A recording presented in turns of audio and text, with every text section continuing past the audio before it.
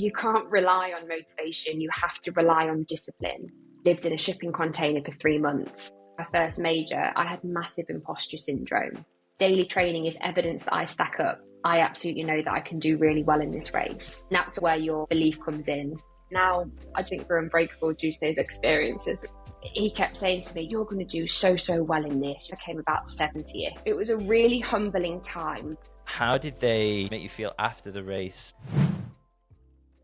Hey everyone, just a quickie before we get into the conversation. The podcast is always going to be free, so I'm never going to ask you to pay for anything. But if you could do me the kindness of subscribing and maybe leaving a review, that would mean the absolute world to me. Thank you and enjoy the episode.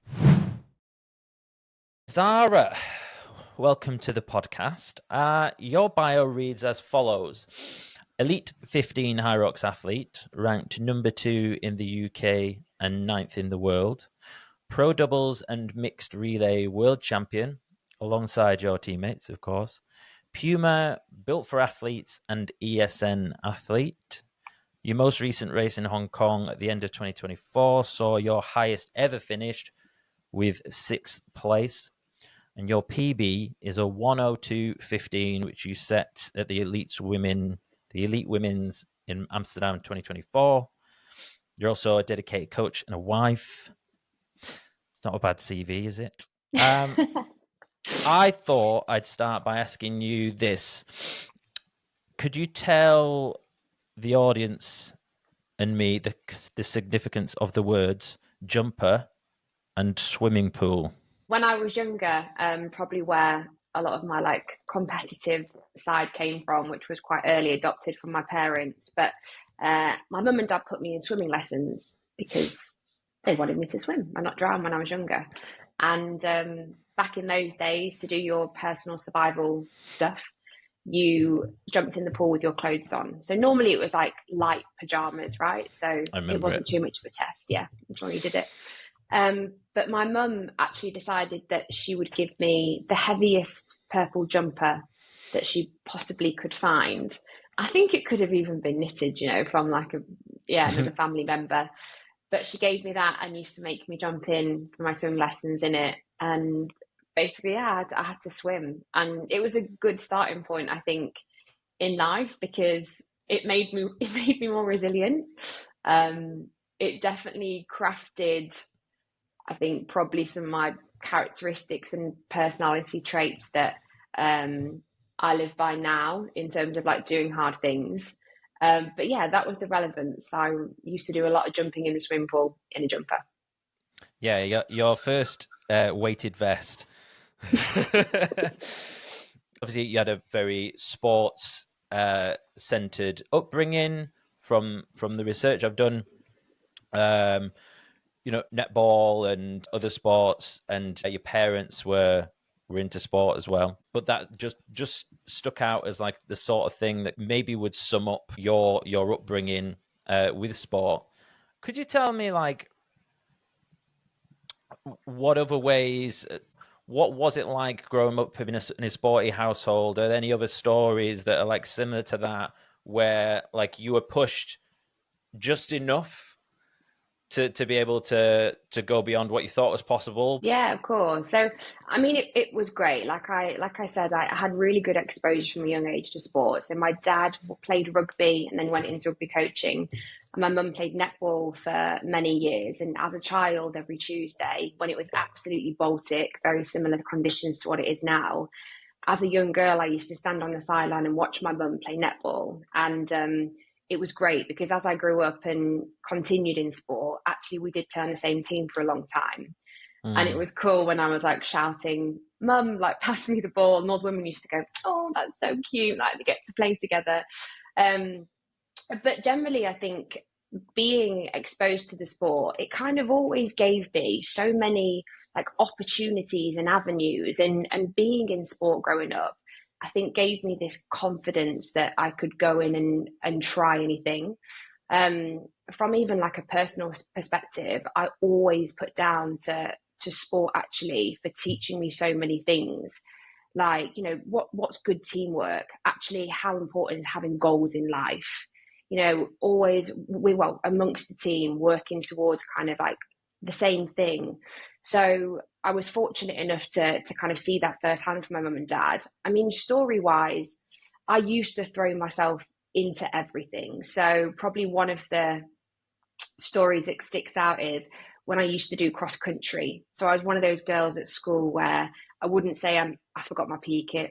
I wouldn't say I'd hurt my ankle. I was out there, always running it, super, super keen. And I remember I got through to the county stage, I believe, which is fairly, it was fairly local, kind of, it was obviously local counties, etc. And my dad came with me, and he was one of those parents where on the sideline shouting all the time, bringing me Lucozade and feeding me sweets and stuff. And he kept saying to me, "You're going to do so well in this. You're going to absolutely smash it." And I got there, and I think I came about 70th. And it was a really humbling time. But what I want to pull from this is both my mum and dad have always had the utmost confidence in me. And they've always given me, I think, the support, maybe sometimes when it probably wasn't as true, in terms of my dad saying, "You're going to go and smash this race." But actually, I came, quite far down to what I thought I would. But they've always been like, "Go and try it. And if you fail, or if something, bad happens, you learn from it and you pick up and then you move on." So I think that's probably quite a good story that talks about maybe the relationship that I had with my parents, and maybe kind of how I moved into sport and where I am now. Yeah, I think I think that's really beautiful. And for any sort of parents that are maybe listening, maybe they want to get be more encouraging to get their kid into sport. What are the ways, like, so obviously, you went out, you came 70th, it didn't work out. How did they comfort you and make you feel after the race in that example? I think what both of my parents have always been really good in doing is they've always asked me the right questions. And I know this sounds a bit strange, but I think I've always been a really curious person. Like, I'm one of those people that I'm like, but why? But why? And I think that's probably why I love the side of kind of coaching and stuff like that. And, even different types of training modalities, etc. So I think going back to that, my mum and dad would always actually ask me the question about my performance. Like, how did you find that? Like, how did you think you did? Rather than sort of constantly telling me and reinforcing me how I did. And then both of them have always been there to sort of help me put plans in place. So, it wasn't just okay, you came 70th, that's kind of it. There wasn't going to be another cross country probably for another year. But off the back of that, it would be an opportunity to go, actually, like, what can we work on? What can we work on that then might translate into your netball game that you've got in a couple of weeks' time? So A, I think it was asking the right questions and putting it more on me. And then B, it wasn't just a hard stop of an event. It was a bit like, how can we take aspects of that and help you improve in different areas? Yeah, that's awesome. It's like you were taught from a young age to self-validate and do your own game tape. That's how it sounds, rather than seeking it elsewhere. You can ask yourself, if anyone's ever been to therapy or they work with a coach, that's what they do. A good coach lets you find the answer, which enables you to have a more stable base to go forward. So that's really cool. Wanted to ask you, actually, I was looking at your background, and I know you did, big old sporting upbringing, went to uni, did netball at uni, right? Mm-hmm. And then later in life, CrossFit HYROX. Mm-hmm. What's going on in that gap? What's missing? Okay, so I went to university and actually did advertising and marketing as a degree, but then basically just fell into netball and I was playing constantly. So yeah, it was just surrounded by sport, which was awesome. But that made me blank. So my husband is in sport. He plays football, and we've moved around an awful lot in terms of when he changes teams throughout the season. So joining a CrossFit box was always a really good way for me to go and make friends. And for me also, because I kind of loved the idea of the strength and conditioning pieces coming in as one, loved the kind of idea of the classes and stuff. But actually probably between sort of the netball and the CrossFit days, I did take a little bit of time out. I did some traveling. So, that typical journey that people do where we did Thailand, Vietnam, Cambodia after university. Done it. Where you go and find yourself, all of that good stuff. How old were you when you did your gap year? So my gap year, it was after uni. So I went to uni slightly later. So it could have been early 20s. Okay. Not 23, actually. 24, sorry, would have been. Yeah, I was like 27. I was quite late. Okay. Which now I think, like, because I still think about going traveling, I feel like I wish I was 27 because I thought I was old then. You're never too old to go traveling, though. True. And, but also, I was going to say, but being the old guy in the hostel, but honestly, I don't know if I'd want to stay in a hostel. I don't think I'd want to stay in a hostel. I'd just shut myself off. Do you know what? A little secret. So I did go on my gap year with my now husband, and we set out with these really good intentions. We were like, we're going to save loads of money. We're going to go and stay in really cheap hostels. And I remember we arrived in like Chiang Mai in Thailand for the first part of our trip. And we did arrive at a hostel, and it was like a dormitory, 2 bunk beds. We were on the top. And we remember laying there that night, like looking across each other. There was some really cool people, by the way, loads of elephant pants, stuff. Yeah, I know the sort. And we just laid across looking at each other. We were like, what are we doing? Yeah. Like, okay, it's £4, but actually the hotel was probably only double or triple that. So when I say going on a gap year, it probably was more like a luxury gap year, in all honesty. Do you guys must have been together quite a long time then? Yeah, we've been together like 12, 10 years now. Wow. And you set off traveling together. You came back. Because that's sometimes make or break.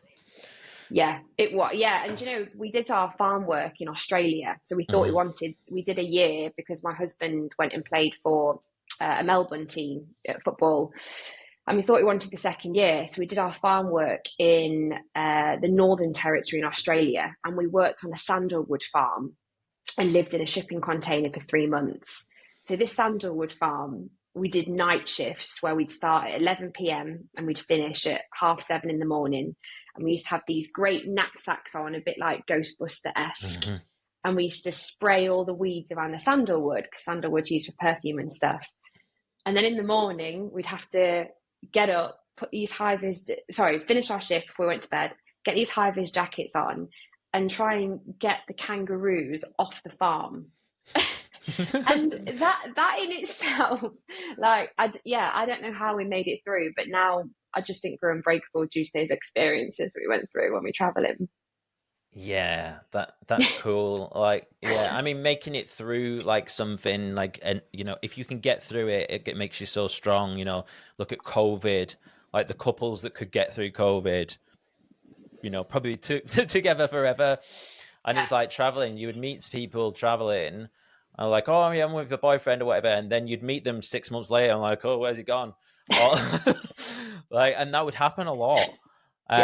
Because people have gone from maybe small towns and they've not really seen other parts of the world before, and then they're opened up. So that's awesome. That's awesome that you've obviously got such a good foundation. And do you have any children or plans for? Yeah, definitely plans for children. I think Carl is very, very ready, and I'm definitely getting there. But as you know, as an athlete, at the moment, I've got to make sure that my body is ready to race rather than to bear children currently. So yeah, we would definitely like children, but not at this moment in time. Yeah, that's such a hard balance, isn't it? When when you're doing so well in HYROX and everything, and obviously that is a sacrifice that would have to happen, isn't it? So yeah, but do you know what's amazing at the moment is women are surrounded by great role models. So particularly in the sport, you have people like Lauren Weeks, you have Meg Jacobi. There's so many women in the elite that have children or have come back after having children and are still performing. You know, Kate Davey, one of my closest friends, still performing at such a high level. And then you have people like Tia Toomey in the CrossFit space who is coming back and doing crazy things. So I think social media particularly is amazing at actually showcasing the fact that just because you have children, it doesn't mean your athletic life is over. In fact, if anything, I look at so many of the women that I'm surrounded by, and I think they have more of this like innate natural strength and resilience from having kids, which I haven't been through an experience that's been able to give me that. So I think if anything, it could be such a huge positive, and to be a role model for your kids as well. That's cool. Yeah, it's not something I wasn't aware of. I didn't realize Kate had kids. That's so cool. But yeah, awesome. Like I'm trying to speak to more women athletes as well to like learn more about this stuff. And you know how training is different for women and men, and so yeah, hence us chatting today. But I know we don't have too long, so I want to try and get into, because I could just like chat about like traveling and stuff all day. Too. So I want to talk about some training stuff, but I wanted to talk about CrossFit actually. So you know you had this like endurance-y kind of background, and then you found CrossFit. How old were you when you found CrossFit? I was quite old, so it probably would have been mid-20s. Yeah. And how long did you do that before you transitioned to HYROX? Probably about three years maybe. But I was kind of doing both. And do you know what? I have loads of clients that are members at like CrossFit boxes who are HYROX affiliates and stuff, and still do bits of CrossFit classes and then obviously programs through me. So they kind of complemented each other really, really well. I think the initial attraction for CrossFit, exactly like you said, it kind of incorporated all of the things that I love. Like I came from a very strength background, both because I loved it from a performance perspective, but also aesthetic perspective, growing up. Yeah. And then loved the idea of, I've always had a really good engine. And I think that probably comes from being involved in so many sports. So the fact that you could dabble in a little bit of strength and then, you know, whether it was going on the ergs or do some sort of run, it kind of seemed like the perfect mode of training for me. But I was just never built for the big lifts. Yeah, well, I think it's like I don't know if you've seen it. Like, there's a bit of a meme on the internet at the moment, which is like there was a reel the other day, and I was like in hysterics because it's like you having a bad like a depressing winter or something, and there's a guy like sort of like jogging along, and it's like HYROX, and it's like put your average running to good use. And I was like, yeah, well, brilliant. Yeah, that's me putting my average running to use. But that's why it is awesome, isn't it? It's like this hybrid thing, because you can kind of use these different elements. If you have something here, then you can maybe apply it in this way. But speaking more about CrossFit, I was thinking it's probably a really, really good base to bring to do before HYROX. You're like, you know, someone like I was talking to someone the other day. They were quite young, and I was saying, honestly, like maybe like start off with CrossFit and then go to HYROX. Do you know what? You're absolutely right, and I think not that we want to go down this rabbit hole of like which is better, CrossFit, HYROX, because there's so much on the internet and there's keyboard warriors at the moment. But I completely agree.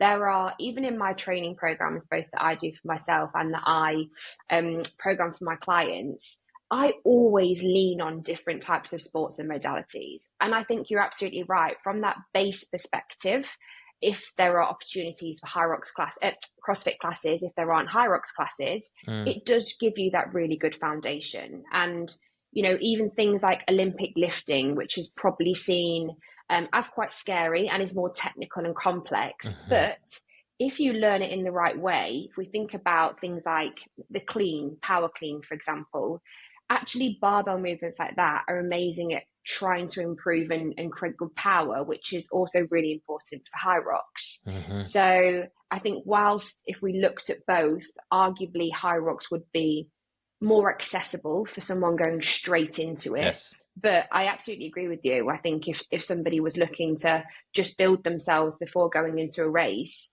it would tick a lot of those boxes that HYROX looks at in the race. Yeah, I was even thinking of like maybe doing a couple of months off season, just CrossFit. Yeah. And because at the moment I've had a bit of a running injury, so like I'm a runner. Like that's my strength, other than my knees. And so I'm like thinking about taking considerable time off running. Like once I get through, once I do Glasgow in a few months. So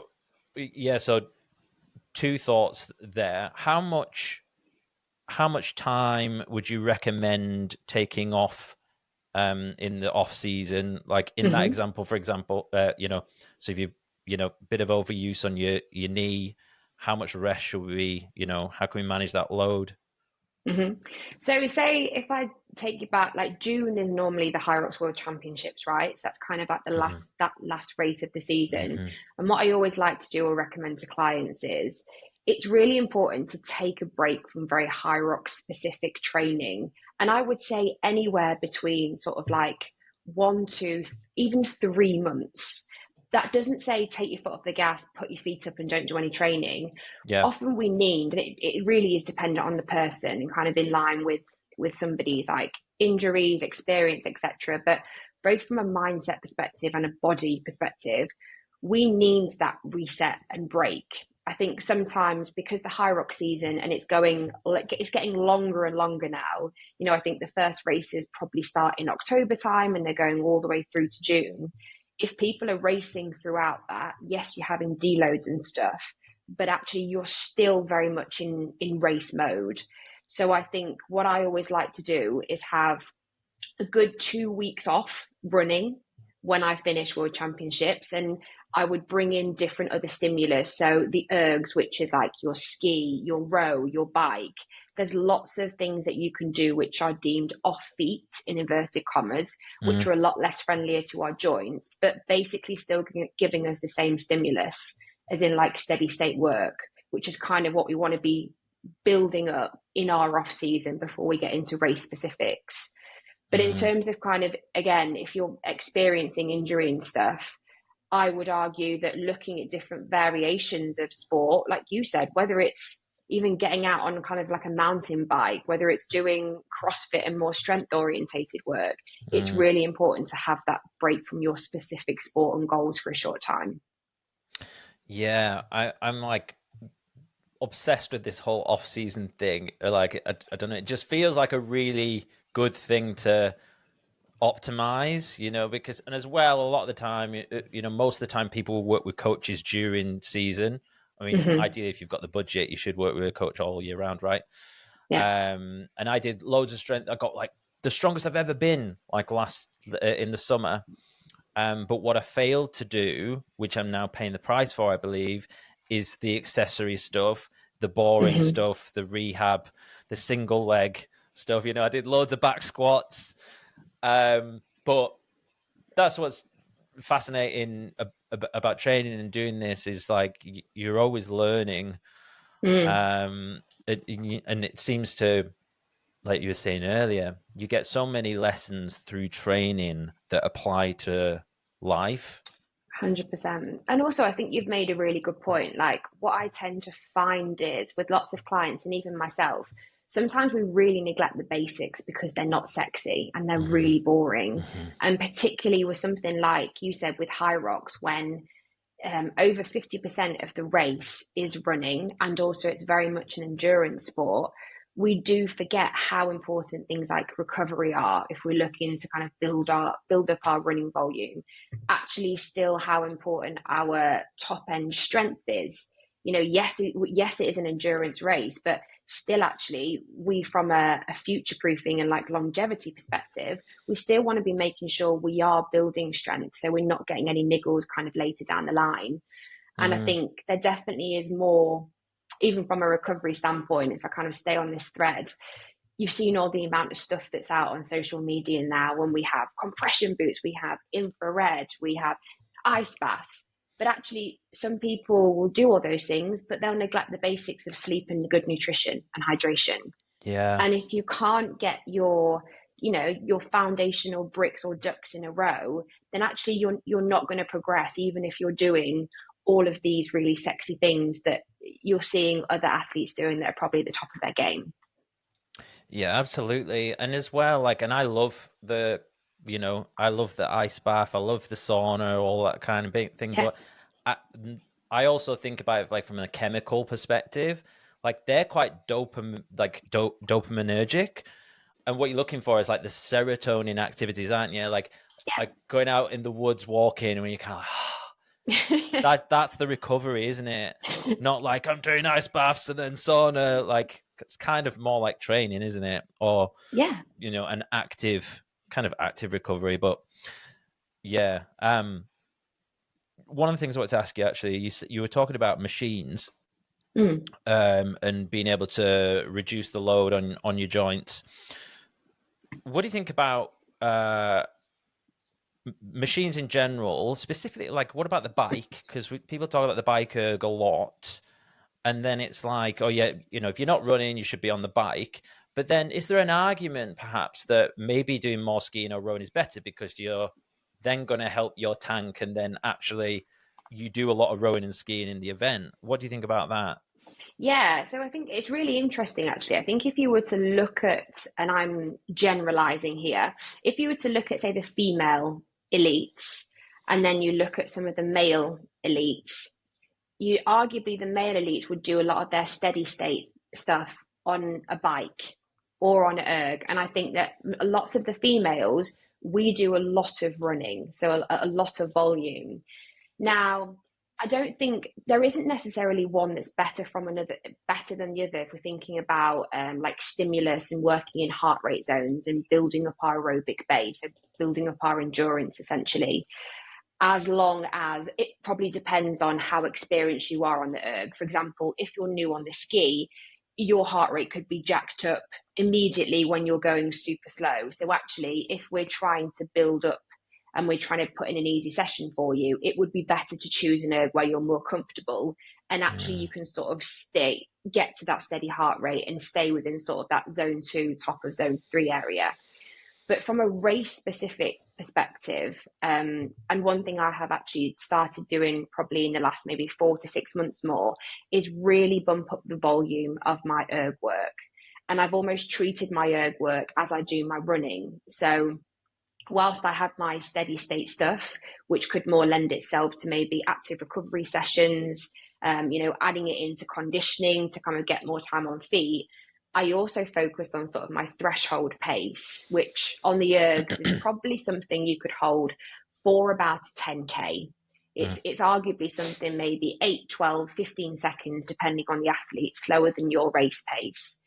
But actually doing longer distances and more volume helps you then to really dial in on things like your breathing, your stroke rate, your technique. And actually then that gives you the confidence, even though it's a 1 kilometer, like I said, you're still kind of getting the stimulus of building up our aerobic base, but then actually we're working on technique as well. So it's basically like a 2-in-1. So all of the modals are really, really important, and you can use them in so many different ways. Like the assault bike, let's say, that piece of kit is the devil, right? Yeah. It's tough, but what is really good about it is, yes, okay, if we wanted to work at kind of anaerobic efforts, zone 5, like short, sharp intervals is awesome. But also it's good, say we wanted to create the same stimulus of that heavy leg feeling when we come off the sleds, for example, actually doing 8, 10, 12 calories on the assault bike, then going into a station makes it feel much more compromised, and is obviously putting us in that state that we'll feel in the race, so that we're getting that practicing in training. Yeah, the assault bike's an interesting one, isn't it? And I'm thinking about it then, it's like, well, if you look at the erg bike versus the assault bike, obviously the assault bike, you're using your arms, which is obviously mimicking like the running kind of, because you obviously move your arms. So yeah, that feels like maybe an underutilized asset for even like your steady state stuff, maybe. Yeah, I mean, I do loads of steady state stuff on the assault bike, and it Mm, initially, so I have normally kind of like RPMs to work towards, so sort of in line with intensity and effort, which will change the more experienced you become. But I think it's great doing work on there because, like you said, it's almost a bit like a resistance exercise as well, if you think about it, hmm because it's kind you're having to drive your legs, and it is more of like a single leg kind of force that you have to create rather than probably something that's a little bit more streamlined on the Concept 2 bike. mm. So yeah, it works from both like a power output aspect, cardiovascular, and then a little bit of resistance as well. Yeah, that's cool. Question actually, I was just thinking then when I so if I go on a bike, Mm. it takes me forever to get up to zone 2. So I did a session the other day, and then I had to go and get on the assault bike and then a ski to actually get my heart rate up to zone 2. So I'm like, okay, so that's one part of it. Then I get on the bike and I'm in zone 2 and I do a 60-minute test. That feels to me like a best effort in zone Mm-hmm. 2. Mm-hmm. What's going on there? Is it because it's like isolated, like the bottom half of your body, and therefore you've got to work harder to get into that zone? Do you know what is tough, right? There's a couple of things. So first off, like your heart rate and your zones are very particular and individual to you. And let's always caveat things by saying your heart rate can be impacted by lots of things. So Mm, how much sleep you've had, dehydration, what you've done before that session, for example. So lots of things. And if you look at kind of your heart rate, probably some people have gone, well, I did the same run last week and it felt the same, but my heart rate was in zone 4 or zone 5 and it just yeah. couldn't come down. So there's lots of kind of things feeding into that. But yeah, you're absolutely right. In terms of why does it stay steady state, it is because it is a very I suppose, a very slow and stable movement in terms of when you're on the bike. If you think about maybe the row and the ski, for example, you're using basically your full body and having to create a lot more force to create the momentum. But Mm, it's very, in terms of zones, and I always recommend, particularly with steady state stuff, there is an ideal that you want to get to of trying to ensure that my clients and myself are staying within a particular zone. hmm But I also caveat it with is you need to make sure that you're also aware of the metrics like RPE, like hmm the almost the conversation test. Yeah. Can you actually keep a conversation whilst you're working? And then that will better ensure that you are working to the right degree that you need to for that session. Mm. Yeah, that makes sense. It's funny because it's just like it seems conflicted because if I say if I go for a zone 2 run, Mm-hmm. usually like it's not too much of an issue to get up to that level, and then you're Mm-hmm. in a like a battle to keep it below threshold. Mm-hmm. Whereas like on the bike, it seems like slightly different. Whereas like it took me forever to get up to it, but then when I actually get there, it's. But also, Yeah. I don't guess I don't do much on the bike, so it could be partly that as well. Yeah, potential. And also, you think even when you go on a run, there's so many things that could potentially look to spike your heart rate quite quickly, whether it is Mm, like dodging people, whether it's, yeah. you know, uneasy pavements, Someone's etc. dog running out. That's one Yeah, that happens all the time. yeah. When you're on a bike, yeah, it's Yeah. obviously kind of like a much more almost controlled and a controlled environment, isn't it? Yeah.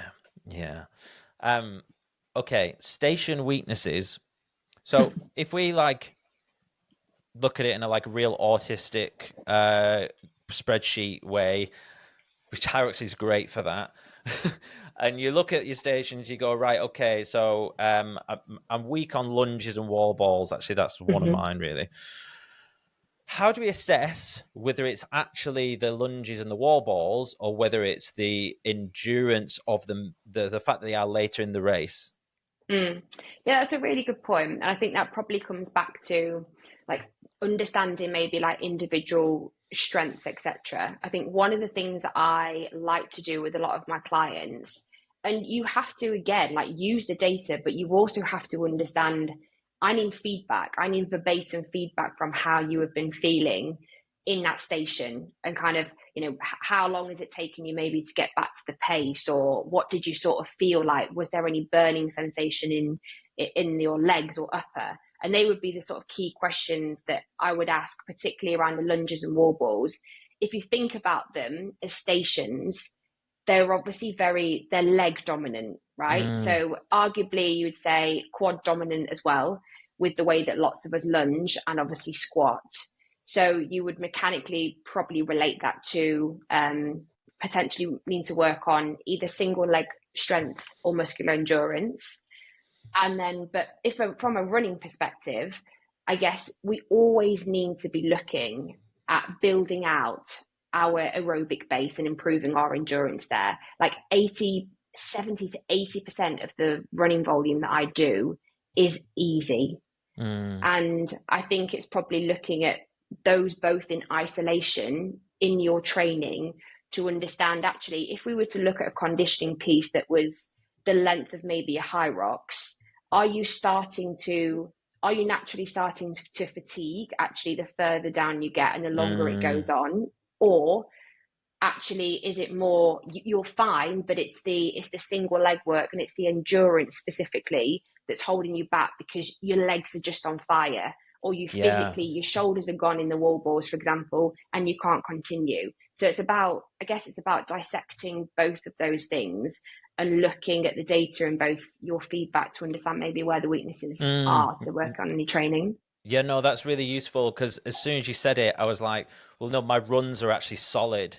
So actually, like at Birmingham, my last run was like the top 1%, Right. but my lunges weren't great. And then I fell apart at the wall balls, probably because I pushed it a little bit too hard on the run. So yeah, so aerobically, I was fine. So that would tell you it's more localized muscular endurance rather than the aerobic base. Yeah, absolutely. And also, compromised running as a skill in HYROX, as we all know, is super, super important. So having the ability to go and hold your race pace after a station is key and needs to be practiced, because if we think about all of the stations almost like on an intensity graph, for you, if it's out of 10, for example, the lunges for you might be a 9, and we know that's going to have a huge impact actually on you getting back to your race pace.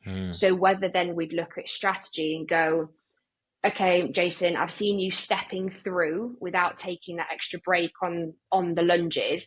We're going to try in the last 20 meters, you're going to actually add in a step and almost a very short second, just to give yourself almost that ability to recover, because then you can hit that run and get back to your pace and go into the wall balls feeling a little bit fresher. Yeah, for sure.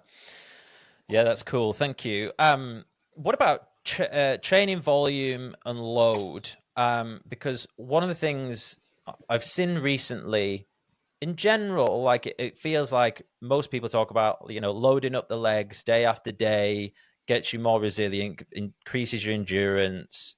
But I saw something the other day which is like kind of pushing back on that a little bit and talking about minimal effective dose and people are training too much. What are your thoughts on that? I absolutely agree. I would say probably about 60-70% of some of my clients that come to me in that original call, I would often say they are training far too much or doing too many high demand, high intense sessions back to back. And I think even on social media, there's almost this idea like work ethic has to be through the roof. You sleep when you're dead. You have to work 110% all the time. And I think it doesn't help, because you look at HYROX and you go, oh my goodness, there is so much to train. I have to get my running in. I've got to build the strength. But this is the importance about not even necessarily working with a coach, but actually prioritizing and understanding primary and secondary goals of your training block, because it's absolutely impossible to do everything at once. Yes, you can absolutely build strength and you can improve your running, but you were right in what you said. It's about the dose and then ensuring you have quality sessions through the week. So for example, like I said earlier, in my running, my running volume is high. We get up to, I think probably my highest might have been late 80s, 90 kilometers per week, right? Which is a lot when also I've got my strength stuff, my conditioning, etc. But the detail is in the dose. So I know every Tuesday and every Thursday are my 2 quality double threshold sessions, which means threshold in the morning running, which is kind of like my race pace. So probably for an individual, what's their 10-kilometer average pace at different work to rest ratios to really help me actively and intuitively be able to run at that pace in race. And then in the PM, it's more of an erg threshold, which I touched on earlier. So again, kind of that uncomfortable, comfortable pace, but a variation of distances. And they are really my 2 quality sessions in the week that I want to make sure that I'm going in feeling great for. And I think also with the whole idea of a hybrid training program, that's what you need to strive for. You need to strive for feeling great for 80-90% of your sessions. Thursday comes along for me, which is active recovery. And I'm like, yeah, do you know what? I'm ready. I'm ready to kind of lower my running and stuff. But never do I go in, and I hope lots of my clients will say this, never do I go in, I've got really bad DOMs or feel like I can't bring a really good quality like side of myself to the session because I'm struggling from a previous one. Yeah. No, that makes total sense. What do you think about rest day? So for example, today's my rest day, but I really like starting the day with something just to get my brain going. So I usually do like a 10-minute EMOM and try and just like hit most body parts. So I'm not putting too much load on one part. Is that okay? Yeah, I absolutely love that. I think, look, it comes down to, you just have to remember your rest day or active recovery day is supposed to be where you recover. Therefore, you do not want to be doing anything that's giving you too much fatigue or is going to put too much stress on our nervous system. So for lots of my clients, some of them, in terms of where they are in their block, some of them it might be complete rest day, but it doesn't mean, again, sit on the couch. It could be still get out and do your 8, 10, 12,000 steps. But for some of them, even like you, I understand that from a well-being and mental capacity perspective, I'm the same. I feel like I need to do something to start my day because it's part of my routine. Yeah. It's innate. But as long as you are really clear and you're doing an EMOM that, again, isn't going to be too strength-based or too high in demand, I think that's absolutely fine and would encourage that. I think you just need to listen to your body to make sure that you are working at the right intent for where you are in the week. Yeah, like I wouldn't do anything that had, like, if I had massive DOMs in my biceps, I wouldn't be throwing in bicep curls or anything like that. But no, that's interesting. Thank you. Okay, I know we've not got too long. I have like millions of questions. So I'm like, okay. All right. Intra-race fueling. Do you use gels? I have only recently started using gels, actually. Never used to, never drink water, always try and practice in terms of like my longer conditioning pieces to do the same in training so that I'm not desperate for it. However, I do use intra-gels. So I either use something like basic honey. So there's a honey top gel that I use. Same. Or I've used the Morton MAURTEN gels, which are great. I tend to try and stay away from caffeine within race, just because you never know what it's going to be like in terms of your stomach. But I would always have more of like a caffeine based. I've worked with ESN who do some great products as well before race. But yes, I try and have a carb based electrolyte gel during the race, which kind of does both. So it gives you the energy, but also is there to hydrate you. I just sometimes forget to take it.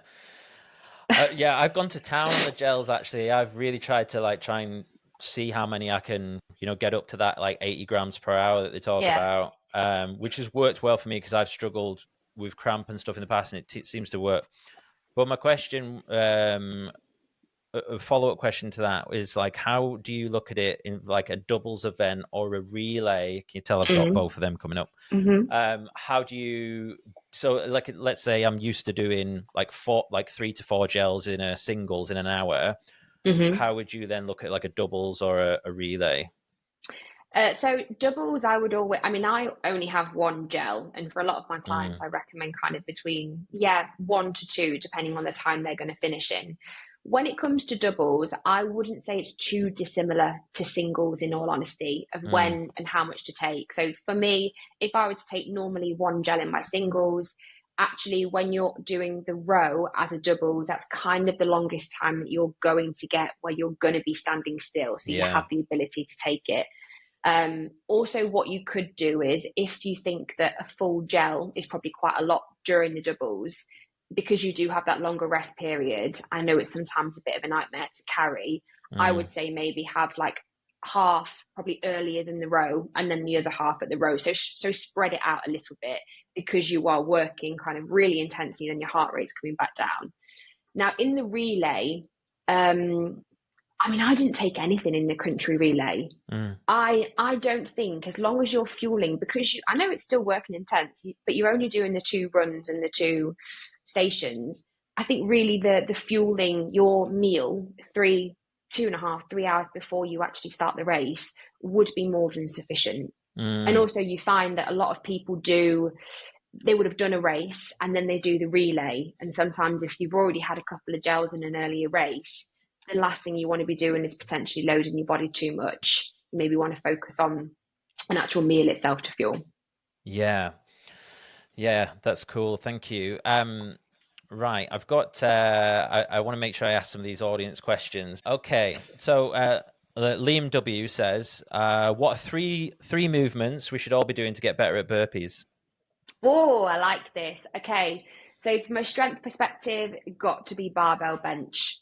100%. So again, you can look at different rep ranges there. So I know the audience will probably know this, but if we're thinking more like a top end strength, you're looking at maybe 1 to 5. And if you're looking more at hypertrophy, which is correlated to like muscle size and mass and endurance, you're kind of looking anywhere between that sort of 6, 12, 15. So definitely barbell bench press. Hand release push-ups or push-ups. Again, like body weight movements are so overlooked. You do not have to have a weight in your hand all the time. Actually, this gives you your weight.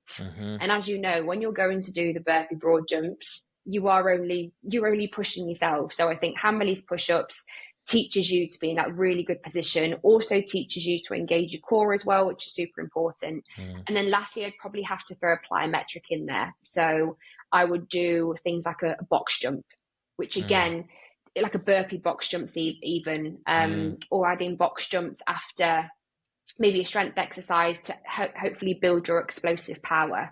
Again, really trying to make sure that you are getting as far as you can and using that broad jump. Could you put all those together, like do like strength reps, and then hand release push-ups, and then finish with the box? Yeah, of course you can. I mean, it's called, I believe it's called the French contrast method, which is quite similar to that, but it's a method that is used to basically create explosive power. So what people do is they do strength rep of maybe like a compound lift, which exactly could be a bench. Then they'd go into something, maybe it's more weighted. So it could be, you could be holding 2 dumbbells and do standing broad jumps or something like that.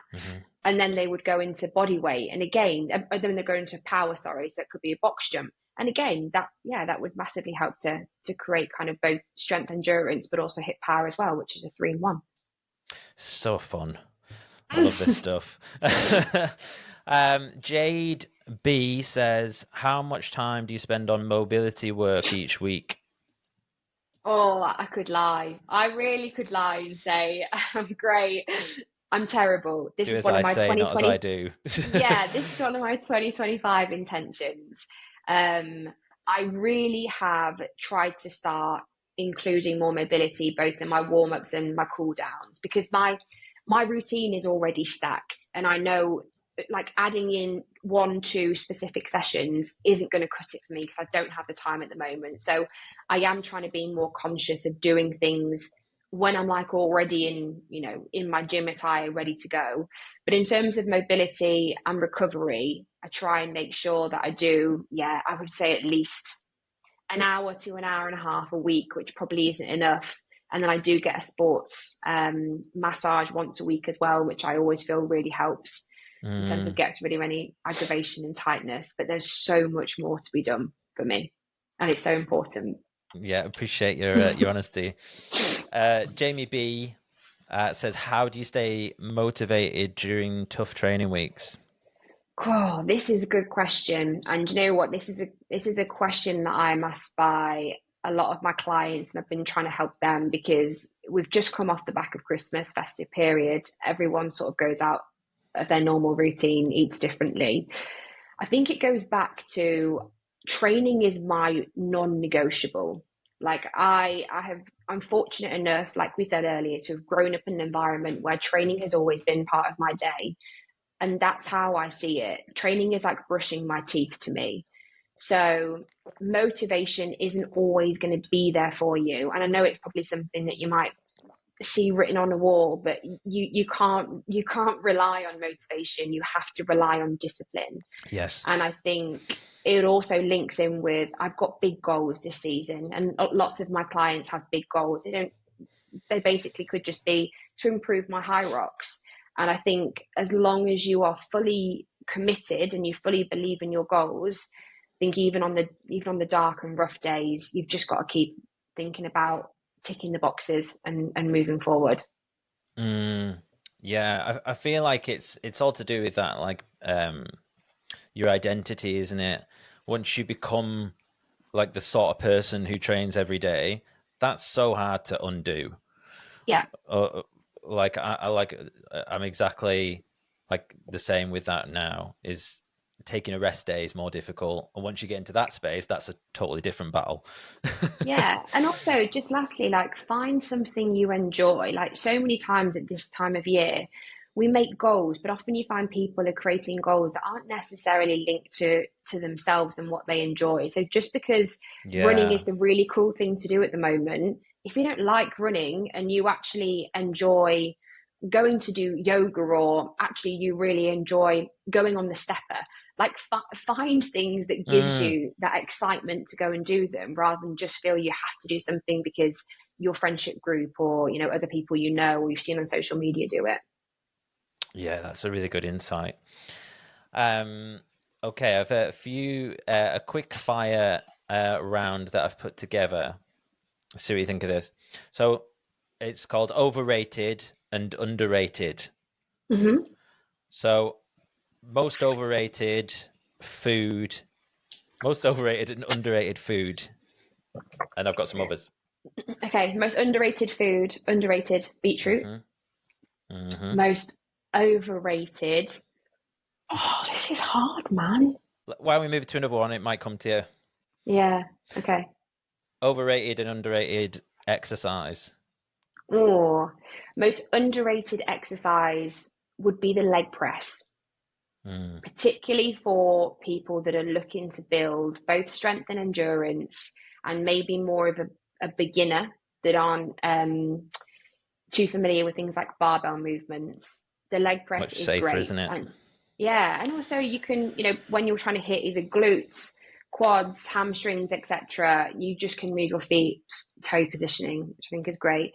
Most overrated exercise, something like a barbell snatch. Interesting.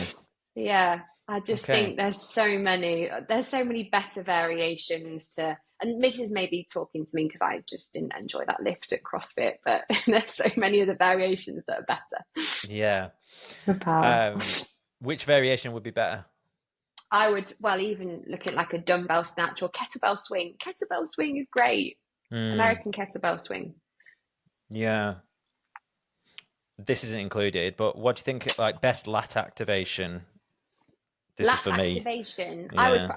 In my warm-ups, I would look at banded work. So whether you're doing like banded pull downs, banded rotations, even things like cable face pulls are really good. Yeah. Things that time under tension, right? You don't need to be focusing on weight. It's just, reps and ensuring it's like that mind to muscle connection. Yeah. Said that because I quite like the snatch deadlift Do you? for that. Well, I hate it, but it's a weakness. So like when I get in that position, I've not done much CrossFit. I'm like, my lats are on fire. Yeah. Okay. But I'm like, I try and make a note as well. Okay, that was tough. But need to do more of that. That's like a signal. Okay, overrated, underrated supplement. Underrated supplement has to be creatine. Mm-hmm. Underrated, yeah. Overrated has to be something like vitamin C that you can get from basic foods and drinks. Yeah, cool. And last one, habit. Oh, most underrated habit, getting enough sleep. Most overrated habit would be,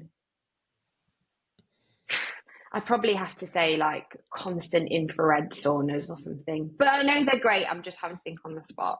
Yeah. No, but that's my fault. I didn't give you this in advance, so yeah. We food. We had what was it? Underrated was beetroot. Overrated. Does it come to you? Oh, I really got one. If it comes, we can always put it in the show notes when you message me later. When it comes to you in the shower. 2 a.m. Yeah. My lack of quality sleep. So I was thinking about the most overrated foods. Sorry, you're a bit of a guinea pig on that one. That's a new thing that I've introduced. So perhaps I'll prep guests in advance. Yeah, cheers. All right. So thank you so much. This has been awesome. I could have gone on for hours asking you all these geeky questions. I just want to ask you before we finish, how you find it competing at the top level. In all honesty, I think it's something that over the past year, since being part of a lot of the majors, which is where the top 15 women in the world compete, I found it a lot easier to deal with. I think at the start of the season in my first major, I had massive imposter syndrome. I felt that because I only had probably a previous year within HYROX before I got to that level, I was like, I don't know if I really belong here. And it's super scary because loads of the amazing women that I get to race alongside, I'd been watching for so long in awe, thinking, oh my goodness, I would love to do that one day. But it was kind of a stretch goal. But now I think, like anything, when you do things more, you become more experienced, you become better at dealing with your emotions. And also with the training, all of my daily training is evidence that I stack up to go, I absolutely know that I can do really well in this race. And that's also where your belief comes in. So I think whilst you're always on this kind of emotional roller coaster, and there will always be times of doubt before I go on the start line, I'm like, have I got this in me today? Actually, you've just got to think of, the hours that you put into yourself. If you do the right training and equip yourself in the right way and look after yourself, you give yourself no excuses to be able to go in and perform in a race. Yeah, that's awesome. All right, and what can we expect from you in 2025? I had to check. I looked at the bottom of the screen and I'm like, to get the date right. I keep doing that. All the days are molding into one still, aren't they? Okay, so my big goals for 2025. I will be qualifying for the Elite 15 at one of the upcoming majors. So to be in the Elite 15 at World Championships, myself and teamie Kate Davey will be coming together to do the Elite doubles. So a qualification there for Worlds, which would be awesome.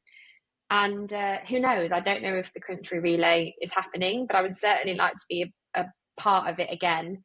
But but also even like I've got loads of personal goals. And this is what I always want to say to the audience, like despite having sporting goals, I also have like personal and business goals as well. And actually one of the things is to be a bit more present with my close family and friends, because life can be hectic and crazy and you end up giving no time to the people that really care. So don't forget all the really important personal goals as well.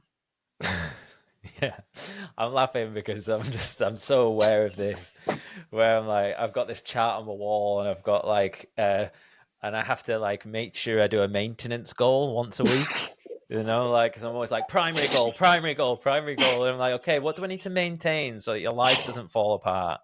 And like, and I'm, you know, and I'm not, I mean, mine's like podcasting HYROX, and then I've got relationships. Yeah. So, when's your next race? That's what I wanted to ask. 2nd of February. Well, sorry, it's the Friday before. It's Las Vegas. So 3 weeks time. Fancy. Cool. Can't wait. Exciting. All right. Okay. So where can I point people? Where can they find you if they want to learn more about your stuff? And feel free to like plug you away for your coaching and stuff if you would like. Yeah, of course. So you can find me at Coached by Zara on Instagram. Like you introduced me as, I am an online coach. I would say I do work with a lot of HYROX athletes, but I also work with a lot of people just wanting to create better habits in kind of nutrition and training space. And then I do work with some really cool brands that I need to plug. So Puma, amazing, by the way, new trainer kit drop yesterday, which is very exciting, built for athletes, which you've probably seen all the bags and the patches. They are definitely dominating Cultish. And they're an amazing brand. Yeah, Cultish. And then ESN as well for all my products, which are great from a nutrition standpoint. Amazing. All right. Well, yeah, thank you again for this. And yeah, I'm really looking forward to seeing how you get on this season. And yeah, good luck in Las Vegas. And I'll speak to you soon. Thanks for having me. Thank you.